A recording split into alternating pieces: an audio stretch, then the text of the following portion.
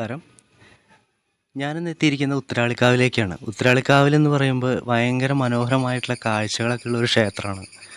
അപ്പോൾ അത് എല്ലാവർക്കും അറിയാവുന്നൊരു സംഭവം തന്നെയാണ്. പക്ഷേ അവിടെ ഓരോ സമയത്ത് വരുമ്പോഴും ഓരോ വൈബാണ്. അത്രയും ഒരു ചില സമയങ്ങളിൽ വരികയാണെങ്കിൽ നമുക്ക് പാടം ഒക്കെ കൊയ്ത് നിൽക്കുന്ന സംഭവം വേനൽക്കാലത്തൊക്കെ വരികയാണെങ്കിൽ, ഇന്ന് മഴക്കാലത്ത് വരികയാണെങ്കിൽ നല്ല വെള്ളവും അങ്ങനെയുള്ള സംഭവങ്ങളൊക്കെ വരിക, അങ്ങനെ പല രീതിയിലാണ് അവിടുത്തെ ഇത് നമുക്ക് തോന്നുന്നത് കാണുമ്പോൾ തന്നെ. അപ്പോൾ ഞാൻ ഇതിനെക്കുറിച്ച് ഉത്രാളിക്കാവിനെക്കുറിച്ച് ഇതിനു മുന്നേ ഒരു വീഡിയോ ചെയ്തിട്ടുണ്ടെങ്കിൽ പോലും വീണ്ടും ഒന്നും കൂടി ഇതുകൂടെ പോയ വഴിക്ക് ഒന്നും കൂടി ഉത്രാളിക്കാവിൽ കയറി ഇന്ന് വീഡിയോ ഷൂട്ട് ചെയ്തതാണ്. എന്ത് രസമല്ലേ, അവിടുന്ന് പോകാനേ തോന്നില്ല ശരിക്കും പറഞ്ഞാൽ ഇവിടെ വന്നു കഴിഞ്ഞാൽ.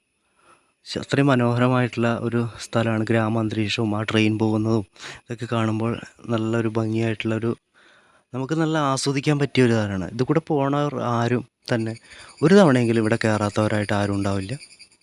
അത്രയും രസകരമായിട്ടുള്ള കാവാണ്. അതിപ്പോൾ ഞങ്ങൾ ചെന്നപ്പോൾ ഭയങ്കര വെയിലുള്ള സമയമായിരുന്നു. വെയിലുള്ള സമയമായതുകൊണ്ട് ഭയങ്കര ചൂട് ഒക്കെ ആയിരുന്നു. ആ സമയത്ത് ഒരുപാട് പേരൊന്നും അവിടെ എത്തിയിട്ടുണ്ടായിരുന്നില്ല. കാരണം ഉച്ച സമയം ആയതുകൊണ്ടാവാം. പിന്നെ ഞങ്ങൾ എത്തിയതെന്ന് ഒരു തിരുവോണ ദിവസമായിരുന്നു. അപ്പോൾ തിരുവോണ ദിവസം ഇവിടെ വന്നപ്പോൾ അധികം ഉച്ച സമയമായതുകൊണ്ട് അധികം ആരും എത്തിയിട്ടില്ല. എന്നാൽ പക്ഷേ കുറച്ച് സമയമൊക്കെ കഴിഞ്ഞപ്പോൾ ഒരു ഈവനിങ് ഒരു 4-5 മണിയൊക്കെ ആകുമ്പോഴേക്കും ഒരുപാട് പേര് ഇവിടേക്ക് വന്നു. ഇവിടുത്തെ കാഴ്ചകളും അതുപോലെ തന്നെ ഇവിടെ വന്ന് പ്രാർത്ഥിക്കാനും ഒക്കെ ഒരുപാട് പേര് വന്നു.